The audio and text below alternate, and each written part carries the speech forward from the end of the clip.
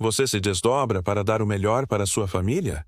Trabalha duro, se sacrifica, pensando no futuro deles, na segurança financeira. Mas, e se eu te dissesse que sua forma de lidar com o dinheiro, mesmo com as melhores intenções, pode estar colocando em risco não só o seu bem-estar, mas a salvação eterna da sua família? São Josemaria Escrivá revela verdades cruas, desconfortáveis, sobre essa relação delicada.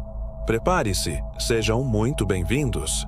Hoje vamos tocar num nervo exposto: dinheiro.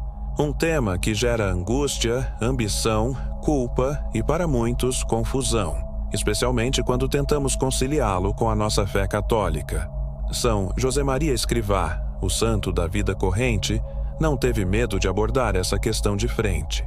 Ele não demonizou o dinheiro, mas também não aliviou nas advertências sobre os perigos que ele representa para a nossa alma e para a alma daqueles que mais amamos: nossa família.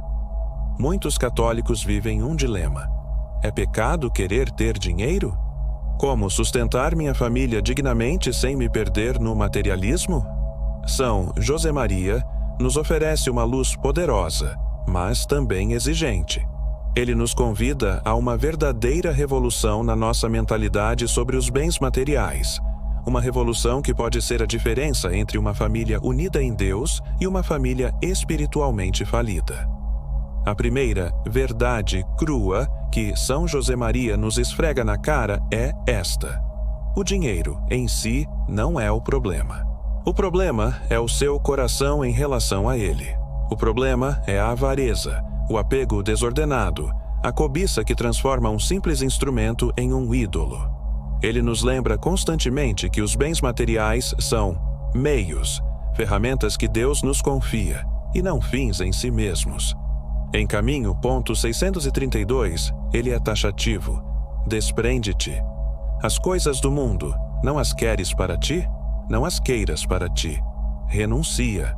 Isso não significa necessariamente viver na miséria material, mas ter um coração livre, desapegado, que não coloca sua segurança ou felicidade nas posses.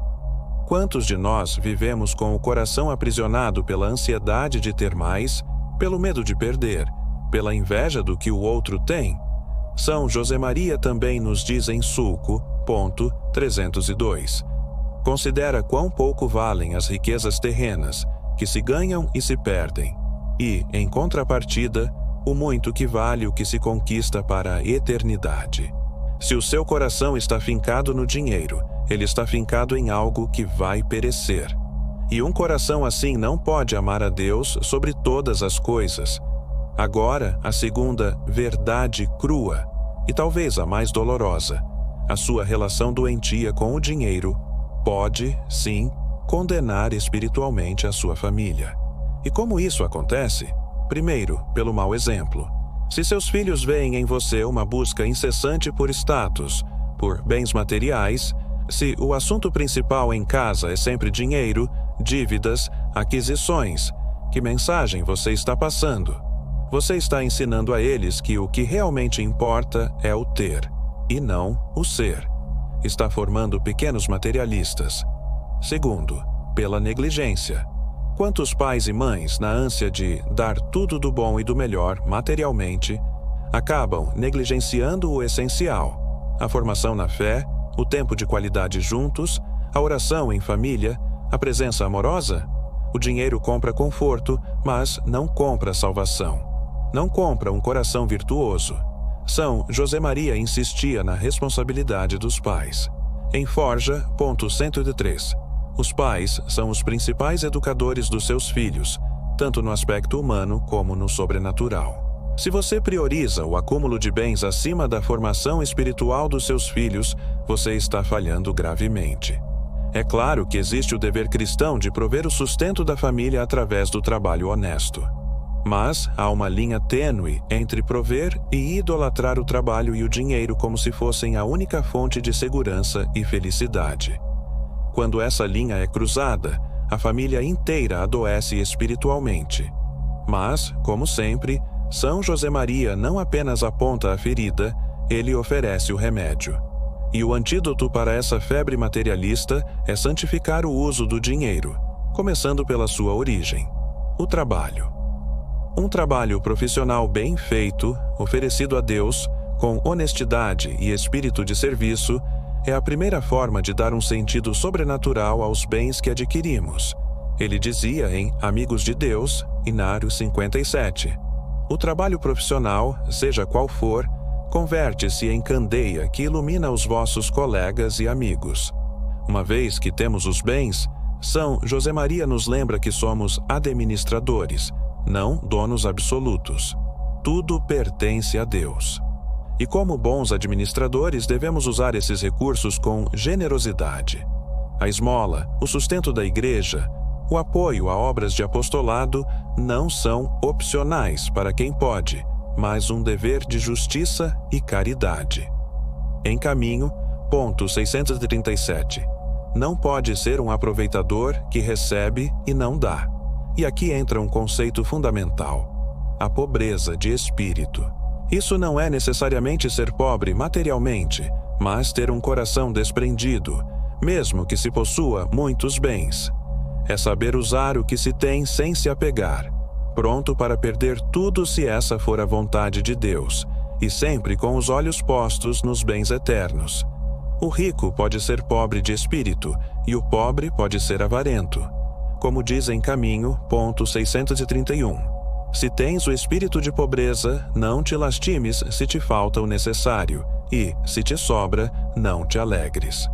Essa liberdade interior é crucial. E agora, o confronto. A pergunta que São José Maria, com sua franqueza santa, nos faria hoje: sua relação com o dinheiro está glorificando a Deus e construindo a salvação da sua família, ou está sutilmente levando todos para um caminho de perdição materialista?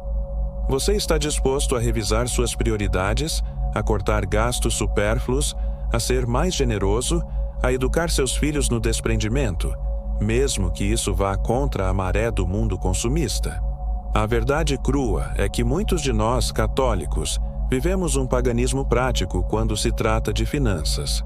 Queremos a segurança de Deus e a segurança do dinheiro como se fosse possível servir a dois senhores. São José Maria nos chama a uma escolha radical. O preço da salvação, sua e da sua família, pode envolver um desapego doloroso, mas libertador. O impacto das suas escolhas financeiras hoje reverbera na eternidade. Em resumo, São José Maria Escrivá não condena o dinheiro nem a prosperidade fruto do trabalho honesto. O que ele revela e condena com veemência é o coração apegado, avarento, que faz do dinheiro um ídolo e que, por causa dele, negligencia a Deus, a alma e a verdadeira felicidade da família. A verdade crua é que precisamos urgentemente de uma conversão financeira, de colocar Deus e os valores do Evangelho no centro da nossa economia doméstica e pessoal. O convite está feito. Reflita sinceramente sobre como você e sua família lidam com os bens materiais. Que passo concreto você pode dar hoje para viver com mais desprendimento e colocar o tesouro da sua família verdadeiramente no céu? Deixe seu comentário abaixo. Qual verdade crua mais te tocou? Qual mudança você se propõe a fazer? Sua partilha pode ser luz para muitos. Se este vídeo te fez refletir e te desafiou, deixe o seu like. Inscreva-se no canal para mais conteúdos transformadores como este e compartilhe com quem precisa ouvir esta mensagem urgente. Lembre-se, somos peregrinos nesta terra. Que os bens materiais nos sirvam para a jornada, mas nunca nos desviem do nosso destino eterno.